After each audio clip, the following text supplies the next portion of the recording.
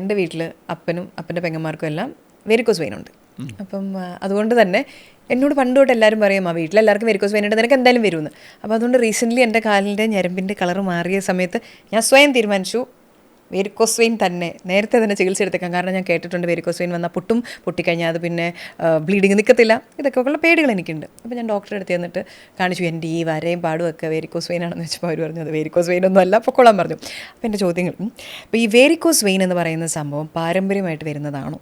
Varicose vein is totally ഒരു വളരെയധികം common ആയിട്ടുള്ള ഒരു അസുഖമാണ്. അപ്പം അത് വെരിക്കോസ് വെയിൻ എന്ന് പറയുന്നത് നമുക്ക് ആദ്യം എന്താണ് വെരിക്കോസ് വെയിൻ നമ്മൾ അറിയണം. വെരിക്കോസ് വെയിൻ എന്ന് പറയുന്നത് നമ്മുടെ ഈ പറഞ്ഞ പോലെ കാലിലുള്ള സ്കിന്നിൻ്റെ അടിയിൽ, തൊലിയുടെ തൊട്ടടിയിൽ ഡെവലപ്പ് ചെയ്യുന്ന ചില അബ്നോർമലി, അതായത് നമ്മൾ സാധാരണത്തിലും കുറച്ചധികം വികസിച്ച് തടിച്ച് കാണുന്ന ഞരമ്പുകളാണ്. രക്തക്കുഴൽ എന്ന് പറയും, ഞരമ്പുകളല്ല രക്തക്കുഴലുകൾ അല്ലെങ്കിൽ സിരകൾ എന്ന് പറയും. അപ്പം അത് കാലിൽ നിന്നും കൃത്യമായിട്ട് ഹാർട്ടിലേക്കുള്ള ബ്ലഡ് ഫ്ലോയിലുള്ള തകരാറ് കൊണ്ടാണ് അത് വാൽവ് എന്ന് പറയും, വാൽവിന് ഡാമേജ് വന്നിട്ട് ഈ രക്തക്കുഴലിൽ കെട്ടി നിന്നിട്ടാണ് ഇങ്ങനെ സ്കിന്നിൽ തടിച്ച് നിന്ന് കാണുന്നത്. അപ്പം അതാണ് വെരിക്കോസ് വെയിൻ എന്ന് പറയുന്നത്. അപ്പം അത് വളരെയധികം കോമൺ ആയിട്ടുള്ളൊരു ബുദ്ധിമുട്ടാണ്. അപ്പോൾ അതുകൊണ്ട് പലതരം പ്രശ്നങ്ങളും രോഗികൾ ആയിട്ട് നമ്മുടെ അടുത്ത് വരാറുണ്ട്. അതാണ് വെരിക്കോസ് വെയിൻ. ഓക്കെ, അപ്പോൾ ഈ പ്രായമാകുമ്പോൾ ഒത്തിരി പേരുടെ ഞരമ്പ് തടിക്കുമല്ലോ, ഈ തടിച്ച ഞരമ്പും വെരിക്കോസ് വെയിനും തമ്മിൽ എങ്ങനെ പറയുന്നത് ഒന്നും കൂടെ കറക്റ്റ് ചെയ്യാം. പ്രായമായ ആളുകളിൽ നിന്ന് മാത്രമല്ല, വെരിക്കോസ് വെയിൻ എന്ന് പറഞ്ഞാൽ പല പ്രായത്തിലും അത് വരാവുന്ന വളരെയധികം കോമൺ ആയിട്ടുള്ളൊരു അസുഖമാണ്. ചെറുപ്പക്കാരിലും നമ്മൾ കാണാറുണ്ട് വെരിക്കോസ് വെയിൻ എന്ന് പറയുന്ന സംഭവം. അപ്പോൾ ഇത് സ്ത്രീകളിലാണോ കൂടുതൽ കാണാറ്, അങ്ങനെയുണ്ടോ? സ്ത്രീകളിൽ കാണാറുണ്ട്, പാരമ്പര്യപരമായിട്ടും കാണാറുണ്ട്. ഏത് സ്ത്രീകളിലാണെങ്കിലും പുരുഷന്മാരിലാണെങ്കിലും ഇത് കാണാറുണ്ട്. പിന്നെ നമ്മൾ എപ്പോൾ ഡോക്ടറെ കാണാൻ വരുമെന്ന് പറയുന്ന പോലെ ഇരിക്കും. ഇപ്പം നമ്മളൊരു വിദേശ രാജ്യങ്ങളിലൊക്കെ ആണെങ്കിൽ കൂടുതലും അവർ കുറച്ചുകൂടെ കോസ്മെറ്റിക്കലി കുറച്ചുകൂടെ കൺസേൺഡ് ആയി വരുമ്പോൾ നമുക്ക് കാലിൽ ചെറിയൊരു പാട് വരുമ്പോൾ തന്നെ രേണു പറഞ്ഞ പോലെ നേരത്തെ ചിലർ വളരെ റെയറായിട്ട് വരാറുണ്ട്. ഇവിടുത്തെ സിറ്റുവേഷനിൽ പൊതുവെ ആൾക്കാർ എല്ലാവരും ആ ബുദ്ധിമുട്ടുകൾ വെച്ചുകൊണ്ടിരുന്ന് കുറച്ചുകൂടെ വഷളായി കാലിൽ നിന്ന് ബ്ലീഡിങ്ങോ അല്ലെങ്കിൽ വലിയ വ്രണങ്ങളോ ഒക്കെ ഡെവലപ്പ് ചെയ്യുമ്പോഴാണ് വരുന്നത്. ശരിക്കും വളരെയധികം നേരത്തെ നമ്മളത് കണ്ടുപിടിച്ച് ഇത്രയും ബുദ്ധിമുട്ടായിട്ട് വന്നാൽ നമുക്ക് ഇത്തരത്തിലുള്ള സിവിയർ ഫോംസിലേക്ക് പോകാതെ തന്നെ നമുക്കത് ചികിത്സിച്ച് ഭേദമാക്കാവുന്നേ ഉള്ളൂ. ഒത്തിരി നേരം എഴുന്നേറ്റ് നിന്ന് ജോലി ചെയ്യുന്നവർ, ഒത്തിരി നടക്കുന്നവർ, ഇപ്പം ഈ സ്ത്രീകൾ അല്ലെങ്കിൽ പുരുഷന്മാരാണെങ്കിലും എടുത്തു കൊടുക്കാൻ നിൽക്കുന്ന ജോലിയുള്ളവർ, അങ്ങനെ 8 മണിക്കൂർ ഷിഫ്റ്റുകൾ അങ്ങനെ നിൽക്കുന്നവർ അവർക്കാണ് വെരിക്കോസ് വെയിൻ വരാൻ സാധ്യത എന്ന് പറഞ്ഞത്. അത് ശരിയാണ്. അതായത് ഞാൻ നേരത്തെ പറഞ്ഞ പോലെ തന്നെ പല പ്രായത്തിലും ആണുങ്ങളാണെങ്കിലും സ്ത്രീകളിലാണെങ്കിലും ഡെവലപ്പ് ചെയ്യാം. അത് ഈ പറഞ്ഞ പോലെ പലതരം പാരമ്പര്യപരമായിട്ട് നമ്മൾ കാണാറുണ്ട്. പിന്നെ രേണു നേരത്തെ സൂചിപ്പിച്ച പോലെ ഒരുപാട് നേരം നിൽക്കേണ്ടി വരുന്നവരില്ല. അപ്പോൾ അത്തരത്തിലുള്ളവർക്ക് for example traffic police, teachers അല്ലെങ്കിൽ സർജൻസ് അല്ലെങ്കിൽ അങ്ങനത്തെ പലരിലും നമ്മൾ ഈ കുറേ നേരം പ്രൊലോങ്ഡ് സ്റ്റാൻഡിങ്, ഒരുപാട് നേരം നിൽക്കേണ്ടി വരുന്നതുകൊണ്ട് ഇത്തരത്തിൽ ബ്ലഡ് കാലിൽ കെട്ടി നിന്ന് ബ്ലഡിൻ്റെ ഫ്ലോയിൽ തകരാറ് വരാനും അവിടെ ഈ വെരിക്കോസ് വെയിൻസിൻ്റെ വാൽവ് ഡാമേജ് വന്ന് ഇത്തരത്തിൽ വെരിക്കോസ് വെയിൻസ് ഡെവലപ്പ് ചെയ്യാനൊരു ടെൻഡൻസിയുടെ റിസ്ക് ഡെഫിനറ്റ്ലി കൂടുതലാണ്. ഇനി വെരിക്കോസ് വെയിൻ്റെ ട്രീറ്റ്മെൻറ്റ്, അതായത് ഞാൻ കേട്ടിട്ടുണ്ട് ഇത് പൊട്ടിക്കഴിഞ്ഞാൽ പിന്നെ ബ്ലീഡിങ് നിൽക്കത്തില്ല, അതുപോലെ ഇതിൻ്റെ ട്രീറ്റ്മെൻറ്റ് ഭയങ്കര പെയിൻഫുൾ ആയിട്ടുള്ള ട്രീറ്റ്മെൻറ്റ് ആണ് എന്നുള്ളത്. അങ്ങനെയാണോ? ഈ പിൻ ഹോൾ വഴി ഇതും ചെയ്യാൻ പറ്റുമോ? ഡെഫിനറ്റ്ലി. നമുക്ക് ട്രീറ്റ്മെൻറ്റിനെ കുറിച്ച് നമ്മൾ പറയുന്നതിന് മുമ്പേ രോഗികൾക്ക് അറിയണം അല്ലേ, എന്തുകൊണ്ടാണ്, എങ്ങനെ എനിക്ക് ഇന്ന അസുഖങ്ങളുണ്ട്, ഇന്ന ബുദ്ധിമുട്ടുകളുണ്ട്, അത് വെരിക്കോസ് വെയിൻ കൊണ്ടാണോ എന്ന് അറിയാനായിട്ട്. പൊതുവേ ചിലരുടെ വിചാരം വെരിക്കോസ് വെയിനിൽ നമുക്ക് ഈ പറഞ്ഞ പോലെ കാല് പൊട്ടി ബ്ലീഡിങ് വന്ന് മാത്രം അത് വെരിക്കോസ് വെയിൻ ഉള്ളൂ എന്ന് ചിലർ വിചാരിക്കാറുണ്ട്. പക്ഷേ അങ്ങനെ ആവണമെന്നില്ല. ചില സിറ്റുവേഷൻസിൽ നമുക്ക് ഒന്ന് കാലിൽ നേരത്തെ നമ്മൾ പറഞ്ഞ പോലെ കാലിലെ രക്തക്കുഴൽ വികസിച്ച് വന്ന് തടിച്ചു വന്ന് അങ്ങനെ കാണാം. ചില സിറ്റുവേഷൻസിൽ വലിയതായിട്ട് രക്തക്കുഴൽ തടിച്ചു വരണമെന്നില്ല. ചില സിറ്റുവേഷൻസിൽ കാലിലൊരു കട്ടുകഴപ്പായിരിക്കും. നമ്മളൊരു മസിൽ പെയിൻ പോലെ രാവിലെ ജോലിയൊക്കെ ചെയ്ത് വൈകുന്നേരം റെസ്റ്റ് എടുക്കുന്ന സമയത്ത് കാലിൽ ഒരു കട്ടുകഴപ്പ് പോലത്തെ മസിൽ പെയിൻ പോലെ ഡെവലപ്പ് ചെയ്ത് അങ്ങനെ വരാം. അത്തരത്തിൽ രോഗികൾ വരാറുണ്ട്. ചില സിറ്റുവേഷൻസിൽ നമ്മൾ ഈ പറഞ്ഞ പോലെ സിവിയർ ആയിട്ടുള്ള ബ്ലീഡിങ്, കാലിൽ ബ്ലീഡിങ് വരാം.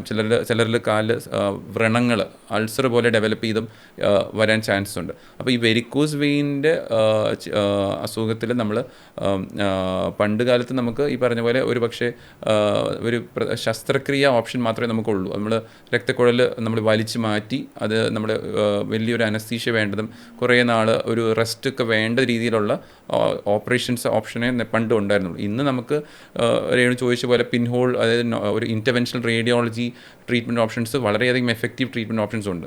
ഞാനീ പറഞ്ഞ പോലെ വലിയൊരു അനസ്തീഷ്യ വേണ്ട, നമുക്ക് ജസ്റ്റ് ഒരു ചെറിയൊരു നീഡിൽ ത്രൂ രക്തക്കുഴൽ വഴി ചെന്നിട്ട് നമ്മളൊരു എൻഡോവാസ്കുലർ ട്രീറ്റ്മെൻറ്റ് എന്ന് പറയും. ഇപ്പോൾ ഇൻ്റർവെൻഷണൽ റേഡിയോളജിസ്റ്റ് എന്ന് പറഞ്ഞാൽ ഒരു എൻഡോവാസ്കുലർ സ്പെഷ്യലിസ്റ്റാണ്.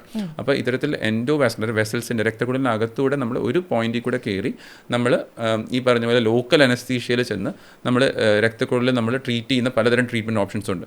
നമ്മളതിനകത്ത് ലേസർ ട്രീറ്റ്മെൻറ്റ്, ഒരു RFA ട്രീറ്റ്മെൻറ്റ് എന്ന് പറയും. അല്ലെങ്കിൽ നമ്മൾ ഈ പറഞ്ഞ പോലെ ഇപ്പോൾ വളരെയധികം പുതിയതായിട്ടുള്ളൊരു ട്രീറ്റ്മെൻറ്റ് ഗ്ലൂട്ട് ട്രീറ്റ്മെൻറ്റ് എന്ന് പറയും, എൻഡോവീനസ് ഗ്ലൂ ട്രീറ്റ്മെൻറ്റ് എന്ന് പറയും. ഗ്ലൂ എന്ന് പറയുന്നത് നമുക്ക് അറിയാവുന്ന പോലെ ഫെവിസ്റ്റിക്ക് പോലത്തെ ഒരു പശയാണ്. അപ്പോൾ അത് ടോട്ടലി പെയിൻലെസ് ആണ്. നമ്മളൊരു നീഡിൽ ത്രൂ ഒരു പോയിന്റിൽ കൂടെ നമ്മുടെ രക്തക്കുഴൽ വഴി നമ്മൾ ചെന്ന് ഈ വെരിക്കോസ് വെയിനായിട്ട് ഡാമേജ് ആയിരിക്കുന്ന രക്തക്കുഴലിനകത്ത് നമ്മളൊരു ഗം പോലൊരു സാധനം ഇട്ടത് ഫുൾ ബ്ലോക്ക് ചെയ്യുകയാണ് ചെയ്യുന്നത്. അപ്പോൾ ഇതിനകത്ത് ഈ രക്തക്കുഴലിൻ്റെ ഡാമേജ് കൊണ്ടാണ് വെരിക്കോസ് വെയിൻ ഡെവലപ്പ് ചെയ്യുന്നത്. അപ്പോൾ വെരിക്കോസ് വെയിൻ നമുക്ക് അതേ സർജറി ചെയ്ത് അത് കിട്ടുന്ന അതേ benefit or even better benefit നമുക്ക് ഇത്തരത്തിൽ പിൻ ഹോൾ ഇൻ്റർവെൻഷണൽ ചികിത്സയിലൂടെ നമുക്ക് കിട്ടുവാണ്. അപ്പോൾ ഇതിനകത്ത് നമ്മൾ ഇത്തരം ഞാൻ നേരത്തെ പറഞ്ഞ പോലെ ലേസർ ട്രീറ്റ്മെൻറ്റ് ആണെങ്കിലും ഗ്ലൂ ട്രീറ്റ്മെൻറ്റും ആണെങ്കിലും ഒക്കെ നമ്മൾ ചികിത്സിക്കുന്ന സമയത്ത് പേഷ്യനോട് സംസാരിച്ചുകൊണ്ടാണ് ചെയ്യുന്നത്. കാരണം അത്രയ്ക്കും സിമ്പിളാണ്, വലിയൊരു അനസ്തീഷ്യ ഇല്ല. ഈ പറഞ്ഞ പോലെ നമ്മൾ ട്രീറ്റ് ചെയ്ത് 2-3 മണിക്കൂറിൻ്റെ രോഗി വീട്ടിൽ പോവാണ്, മനസ്സിലായോ? വേറെ റെസ്റ്റ് വേണ്ട, മനസ്സിലായോ? അങ്ങനെ ലോങ് ടേം മരുന്നുകളൊന്നുമില്ല. അത്രയ്ക്കും സേഫ് ആൻഡ് എഫക്റ്റീവാണ് ഈ ഇൻ്റർവെൻഷണൽ ചികിത്സ എന്ന് പറയും. അപ്പം വെരിക്കോസ് വെയിൻ നമുക്ക് കണ്ടുപിടിക്കാനായിട്ട് ആദ്യം നമുക്ക് ഇങ്ങനൊരു സംശയം ഉണ്ടെങ്കിൽ നിങ്ങൾ അതിൻ്റെ സ്പെഷ്യലിസ്റ്റ് ഡോക്ടറിൻ്റെ അടുത്ത് തന്നെ ചെല്ലുക, അതാണ് വേണ്ടത്. അപ്പോൾ നമ്മൾ പരിശോധിക്കുക. അതിനുശേഷം വെരിക്കോസ് വെയിൻ്റെ ഒരു സംശയം ഉണ്ടെങ്കിൽ നമ്മൾ അവർക്കൊരു ഡോപ്ലർ സ്കാൻ എന്ന് പറയും, ഒരു അൾട്രാസൗണ്ട് സ്കാൻ തന്നെയാണ് ഡോപ്ലർ സ്കാൻ. അപ്പോൾ നമ്മൾ ഡോപ്ലർ സ്കാനിലൂടെ നമുക്ക് കൃത്യമായിട്ടും വെരിക്കോസ് വെയിൻ്റെ പ്രശ്നം ഉണ്ടോ ഇല്ലയോ എന്ന് നമുക്ക് കണ്ടുപിടിക്കാൻ പറ്റും. അപ്പോൾ നമ്മൾ മനസ്സിലാക്കണം, നമ്മളിപ്പോൾ ഒരു ലാപ്രോസ്കോപ്പി സർജറിയിലെ ഒരു ഡോക്ടർ കീ ഹോൾ ചെയ്യുന്നതിൻ്റെ ഇടയിൽ അവർ നോക്കിയിട്ടാണ് അതിൻ്റെ ചികിത്സ ചെയ്യുന്നത്. അപ്പോൾ ഇത്തരത്തിൽ ഇൻ്റർവെൻഷൻ റേഡിയോളജിസ്റ്റ് അതിൻ്റേതായ സ്പെഷ്യലിസ്റ്റുകളാണ്. അപ്പോൾ നമ്മൾ ഡോപ്ലർ ചെയ്ത് ട്രീറ്റ്മെൻറ്റിൻ്റെ സമയത്ത് ഇത്തവണ ഇപ്പോഴത്തെ പല ട്രീറ്റ്മെൻറ്റുകളും വെരിക്കോസ് വെയിൻ ട്രീറ്റ്മെൻറ്റുകളും എന്തുകൊണ്ടാണ് വളരെയധികം എഫക്റ്റീവായിട്ടുള്ളത് ഈ പിൻ ഹോൾ ട്രീറ്റ്മെൻറ്റ്. നമ്മൾ ചികിത്സിക്കുമ്പോൾ ഡോപ്ലർ ചെയ്യുന്ന നമ്മൾ തന്നെ അത് സ്കാനിൽ നോക്കി എല്ലാ പോയിന്റും സേഫായിട്ടാണ് ആ വെയിനെ നമ്മൾ ട്രീറ്റ് ചെയ്യുന്നത്. അതുകൊണ്ട് തന്നെ ഇതിന് വളരെയധികം എഫക്റ്റീവാണ് ഇതിൻ്റെ ചികിത്സകളും അതിൻ്റെ റിസൾട്ട്സ്. ഡോക്ടർ, വെരിക്കോസ് വെയിൻ എന്തുകൊണ്ടായിരിക്കാം വരുന്നത്? ഓക്കെ, വെരിക്കോസ് വെയിൻ ഡെവലപ്പ് ചെയ്യുന്നത് നമ്മുടെ ഈ പറഞ്ഞ പോലെ അത് രക്തക്കുഴലിനുള്ള ഡാമേജാണ്. അപ്പോൾ അതിന് നമ്മൾ ഈ പറഞ്ഞ പോലെ രക്തക്കുഴലിനെ ഒരു വാൽവ് എന്ന് പറയും, വാൽവിനുള്ള തകരാറാണ്. വാൽവ് എന്ന് പറയുമ്പോൾ നമ്മൾ എന്തോ ഒരു കോംപ്ലിക്കേറ്റഡ് സംഭവം എന്ന് ആലോചിക്കും. ബേസിക്കലി ഞാൻ നേരത്തെ പറഞ്ഞതുപോലെ തന്നെ കാലിലുള്ള കാലിലുള്ള രക്തക്കുഴൽ വഴി ബ്ലഡ് താഴേന്ന് മേളിലേക്ക് കൃത്യമായിട്ട് വരണം. അപ്പോൾ നമ്മൾ ഒരു റൂമിലേക്ക് നമുക്ക് കയറി ചെല്ലണമെങ്കിൽ ആ റൂമിലെ ഡോറോ ഗേറ്റോ കൃത്യമായിട്ട് തുറന്ന് നമ്മൾ അകത്ത് ചെന്ന് കൃത്യമായിട്ട് അടച്ചാൽ നമുക്ക് പുറത്തേക്ക് പോകാൻ പറ്റില്ല. എന്നതുപോലെ തന്നെ ഒരു ഗേറ്റോ ഡോറോ പോലൊരു സാധനമാണ് നമ്മൾ വാൽവ് എന്ന് പറയുന്നത്.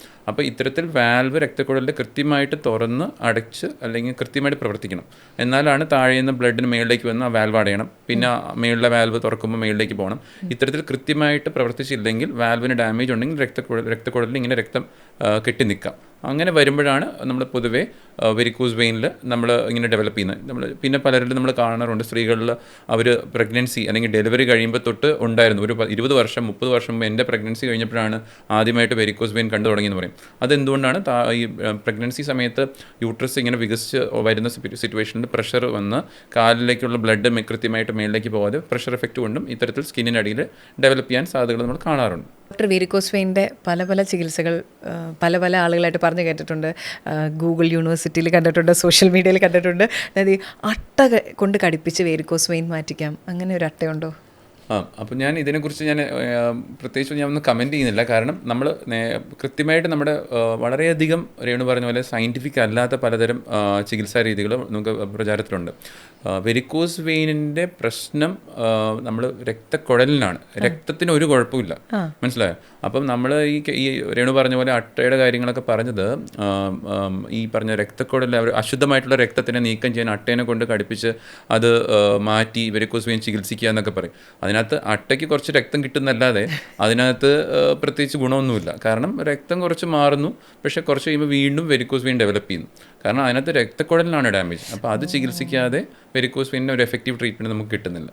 അതുപോലെ ഈ വെരിക്കോസ് വെയിൻ ഇപ്പോൾ പൊട്ടിയിട്ടുണ്ടെങ്കിൽ ഞാൻ നേരത്തെ ചോദിച്ചു, അത് പിന്നെ ക്ലോട്ട് ആവാൻ ഭയങ്കര പാടാണ്. അതുപോലെ കാലിൽ വരുന്ന അൾസറുകൾ വെരിക്കോസ് വെയിൻ ആണ്, അങ്ങനെയൊക്കെ ഉണ്ടോ? അപ്പോൾ വ്രണം ഉണ്ടെന്ന് പറഞ്ഞ് നമ്മൾ രോഗീനെ പരിശോധിക്കുമ്പോഴായിരിക്കും അവർക്ക് ബാക്കിയുള്ള പരിശോധനയും ഈ നേരത്തെ പറഞ്ഞ പോലെ ഡോപ്ലർ ടെസ്റ്റുകളൊക്കെ ചെയ്യുമ്പോഴായിരിക്കും നമുക്ക് വെരിക്കോസ് വെയിൻ്റെ പ്രശ്നം ഉണ്ടെന്ന് മനസ്സിലാവും. അപ്പോൾ വെരിക്കോസ് വെയിനും കാലിൽ ചില പർട്ടിക്കുലർ ലൊക്കേഷൻസിലുള്ള അൾസറുകളും വരുമ്പോൾ നമുക്കിത് നമ്മൾ കണക്റ്റഡ് ആണ്. അപ്പം അത് വീനസ് അൾസർ എന്ന് പറയും. വീനസ് എന്ന് പറഞ്ഞാൽ വെരിക്കോസ് വെയിൻ കൊണ്ടുള്ള പ്രശ്നം കൊണ്ട് ഡെവലപ്പ് ചെയ്യുന്ന അൾസർ.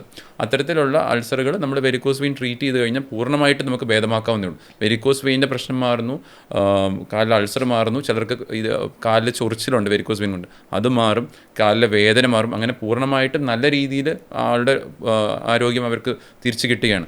വെരിക്കോസ് വെയിൻ്റെ ഒരു പ്രശ്നം എന്ന് വെച്ച് കഴിഞ്ഞാൽ ആർക്കും അത്തരത്തിലൊരു ചെറിയ ബുദ്ധിമുട്ടുകൾ ഒക്കെ വരുമ്പോൾ രോഗികൾ യൂഷ്വലി നമ്മുടെ അടുത്ത് വരാറില്ല. ഇത്തരത്തിലൊരു വ്രണം അല്ലെങ്കിൽ അൾസർ ഡെവലപ്പ് ചെയ്തൊക്കെ കഴിയുമ്പോഴും സിവിയർ ബ്ലീഡിങ് ആകുമ്പോഴൊക്കെയാണ് രോഗി ഡോക്ടറെ അടുത്ത് ഒരു ഇൻ്റർവെൻഷൻ റേഡിയോളജിസ്റ്റ് അല്ലെങ്കിൽ എൻഡോവാസ്കുലർ സ്പെഷ്യലിസ്റ്റിൻ്റെ അടുത്ത് വരുന്നത്. എന്നാൽ കൃത്യമായി കണ്ടുപിടിച്ച് നേരത്തെ ട്രീറ്റ് ചെയ്ത് വളരെയധികം എഫക്റ്റീവായിട്ട് നമുക്ക് അതിനുള്ള ട്രീറ്റ്മെൻറ്റ് ഓപ്ഷൻസ് ഇന്നുണ്ട്.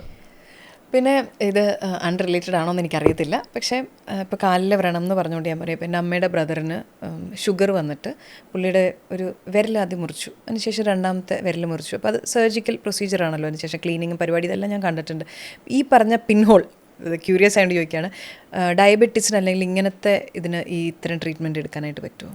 ഓക്കെ, അപ്പോൾ ഞാൻ ആദ്യം പറഞ്ഞ പോലെ തന്നെ പിൻഹോൾ ട്രീറ്റ്മെൻറ്റ് നമുക്ക് പലതരം നമ്മുടെ ശരീരത്തിലെ ഹെഡ് ടു ടോ വരെ പല സ്ഥലത്തും നമുക്ക് ഈ ആൻജിയോഗ്രാം പ്രൊസീജിയറിലൂടെ നമുക്ക് ചികിത്സിച്ച് ട്രീറ്റ് ചെയ്യാവുന്നതേ ഉള്ളൂ.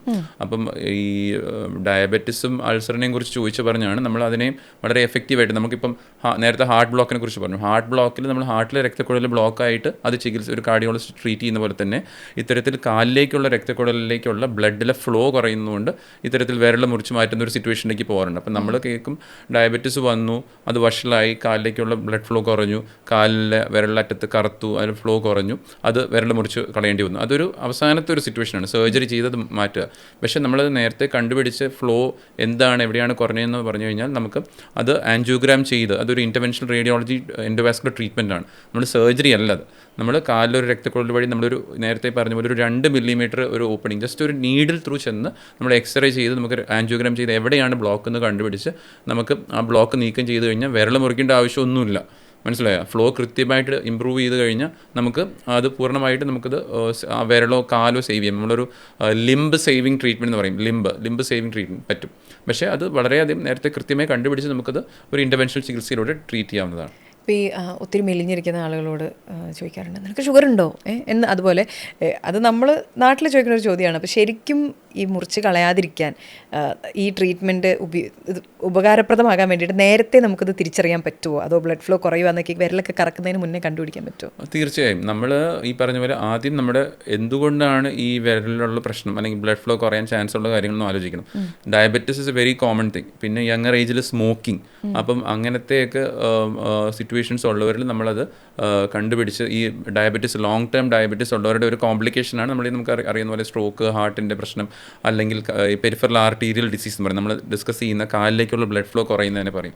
അപ്പം അത്തരത്തിൽ ലോങ് ടേം ഡയബറ്റിസ് ഉള്ളവർക്ക് ഡെഫിനറ്റ്ലി നമ്മുടെ ഒരു ഐ ചെക്കപ്പും ഹാർട്ട് ചെക്കപ്പും ഒക്കെ ചെയ്യുന്ന പോലെ തന്നെ ഡെഫിനറ്റ്ലി നമുക്ക് കാലിലെ പെരിഫറൽ ആൻജിയോഗ്രാം അല്ലെങ്കിൽ നമ്മുടെ ഡോപ്ലർ ടെസ്റ്റ് കൊണ്ട് നമുക്കത് കണ്ടുപിടിക്കാൻ പറ്റും. അപ്പോൾ കാലിലേക്കുള്ള രക്തക്കുഴലിലെ ഫ്ലോ കുറയുന്നത് നമുക്ക് അതുകൊണ്ട് കണ്ടുപിടിക്കാൻ പറ്റും. അതെല്ലാം നമുക്ക് സിവിയർ ആയിട്ടുള്ള നമ്മൾ നടക്കുമ്പോഴുള്ള ഒരു പെയിൻ ആയിരിക്കാം ചിലപ്പോൾ ഇതിൻ്റെ സ്റ്റാർട്ടിങ്. നമ്മൾ നടന്നുകൊണ്ടിരിക്കുമ്പോൾ കുറച്ച് നേരം കഴിയുമ്പോഴത്തേക്കും കാലിൽ പെട്ടെന്നൊരു സിവിയർ പെയിൻ, അതുകൊണ്ട് നമുക്ക് റെസ്റ്റ് എടുക്കേണ്ടി വന്നു. പിന്നെ നമ്മൾ കഴിഞ്ഞ ദിവസം 500 മീറ്റർ നടന്ന ആൾക്ക് കുറേ ദിവസം ഇപ്പോൾ നമുക്കൊരു 200 മീറ്റർ നടക്കുമ്പോൾ തന്നെ കാലുവേദന. അല്ലെങ്കിൽ പണ്ട് നല്ല ഹെൽത്തി ആയിട്ട് 1 കിലോമീറ്റർ 2 കിലോമീറ്റർ ഒക്കെ ഈസി ആയിട്ട് നടന്നുകൊണ്ടിരുന്ന ആൾക്ക് ഇപ്പോൾ പറ്റുന്നില്ല, കുറച്ച് നടക്കുമ്പോഴത്തേക്ക് എനിക്ക് റെസ്റ്റ് എടുക്കേണ്ടി വരുന്നു. അപ്പം അതിനെ നമ്മൾ ഒരു പക്ഷേ അവർക്ക് ഈ പെരിഫറൽ ആർട്ടീരിയൽ ഡിസീസ്, രക്തോട്ടം കുറഞ്ഞിട്ടുള്ള പ്രശ്നമായിരിക്കാം. ഇനി ചിലർക്ക് രാത്രി കാലങ്ങളിൽ ഉറക്കത്തിൽ രാത്രി സിവിയർ പെയിൻ കാരണം നമ്മൾ കാലിൽ വേദന വരാം, അതിന് നമ്മൾ റെസ്റ്റ് പെയിൻ എന്ന് പറയും. ഇതൊക്കെ കുറച്ച് വഷളായിട്ടുള്ള സിറ്റുവേഷനാണ്. അല്ലെങ്കിൽ രേണു ചോദിച്ച പോലെ അൾസറുകൾ, ഡയബറ്റിക് അൾസർ വരാം, അല്ലെങ്കിൽ നമ്മൾ കാലിൽ ഫുഡ് അൾസേഴ്സ് വരാം. അപ്പോൾ അൾസർ ഡെവലപ്പ് ചെയ്ത ഒരാൾക്ക് ഈ രക്തോട്ടം കുറഞ്ഞുകൊണ്ടാവും. ഇങ്ങനത്തെ പല സിറ്റുവേഷൻസും നമ്മൾ ഒരു പക്ഷേ ഈ രക്തോട്ടം കുറഞ്ഞത് നമ്മൾ കണ്ടുപിടിച്ച് ട്രീറ്റ് ചെയ്താൽ വിരൽ മുറിക്കേണ്ട സിറ്റുവേഷനൊക്കെ നമുക്ക് തീർച്ചയായും അവോയ്ഡ് ചെയ്യാൻ പറ്റും. അപ്പോൾ ഇത് പ്രിവെൻറ്റ് ചെയ്യാനായിട്ട് പറ്റും. നമ്മളെല്ലാം അറിയാൻ ആഗ്രഹിക്കുന്ന ഒരു കാര്യമാണ്. ഇപ്പോൾ ഡയബറ്റീസ് ആണെങ്കിലും, കാരണം ചെറിയ പിള്ളേരിൽ തൊട്ട് നമ്മളിപ്പോൾ കേൾക്കുന്നുണ്ട് ഡയബറ്റിക് ആയിട്ടുള്ള പിള്ളേരുണ്ട്. അപ്പോൾ പലരും ആ ബാൻഡൊക്കെ കെട്ടിയിട്ട് നടക്കുന്ന ഒരുപാട് ആളുകളുടെയൊക്കെ നമ്മളിപ്പോൾ സോഷ്യൽ മീഡിയയിലൊക്കെ കാണാറുണ്ട്. ഇത് പ്രിവെൻറ്റ് എങ്ങനെ ചെയ്തു? ഇപ്പോൾ ട്രീറ്റ്മെൻറ്റ് ഡോക്ടർ പറഞ്ഞു, പക്ഷേ പ്രിവെൻറ്റ് ചെയ്യാൻ പറ്റും, അതിലോട്ട് എത്താതിരിക്കാൻ എന്ത് ചെയ്യാൻ പറ്റും? അപ്പോൾ നമുക്ക് ഒരു എക്സ്റ്റെൻസീവ് ഡയബറ്റിസിൻ്റെ ടോക്കിനുള്ള നമുക്ക് ഇന്ന് സമയമില്ല.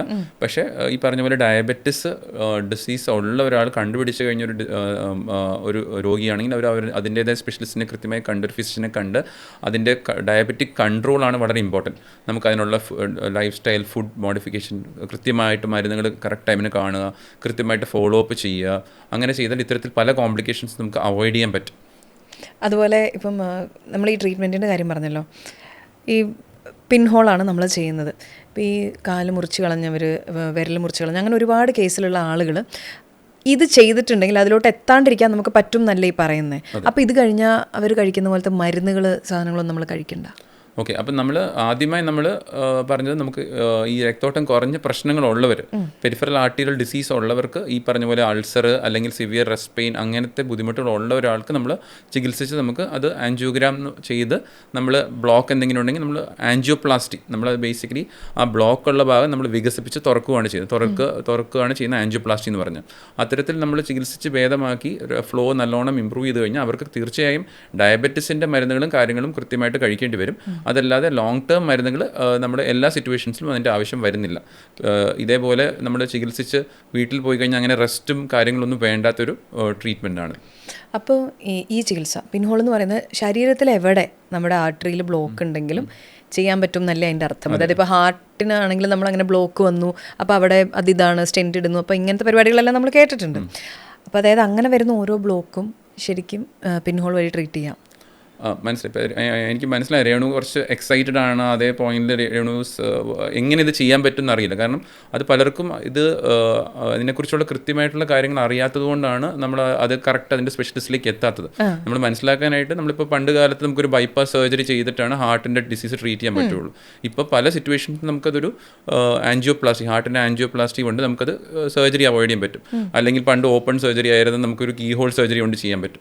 ഇത്തരത്തിൽ medical field is rapidly progressing, advancing. അപ്പോൾ രോഗികൾക്ക് ഇത്തരത്തിലുള്ള ബെസ്റ്റ് ട്രീറ്റ്മെൻറ്റ് ഓപ്ഷൻസ് അറിയാൻ സാധ്യതയുണ്ട്. അപ്പോൾ നമ്മൾ ഈ എവിടെയാണ് നമുക്ക് ഈ പറഞ്ഞ പോലെ ഈ ഇൻ്റർവെൻഷണൽ റേഡിയോളജി ട്രീറ്റ്മെൻറ്റ് അല്ലെങ്കിൽ എൻഡോവാസ്കുലർ ട്രീറ്റ്മെൻറ്റ്സ് വഴി നമുക്ക് ഈ ചെറിയ ഓപ്പണിങ്സിലൂടെ നീഡിൽ ത്രൂ നമ്മൾ അതേസമയം കൃത്യമായി എല്ലാ പോയിൻറ്റും നമ്മൾ സ്കാനിൽ കണ്ട് നമ്മൾ ചെയ്യുന്നതുകൊണ്ട് കോംപ്ലിക്കേഷൻസ് ഒട്ടും തന്നെ ഇല്ല. വളരെ സേഫാണ്, പെയിൻലെസ് ആണ്.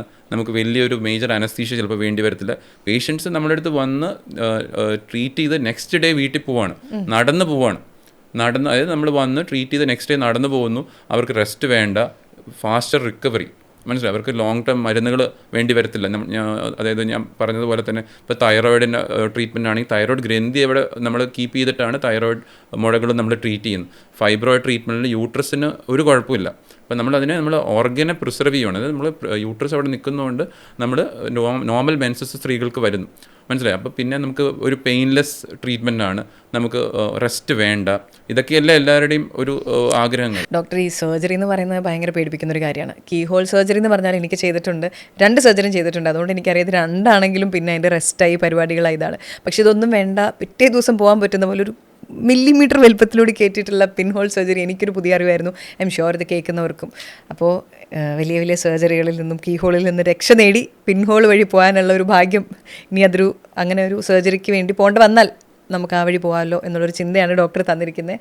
Thank you so much for being a part of our show doctor.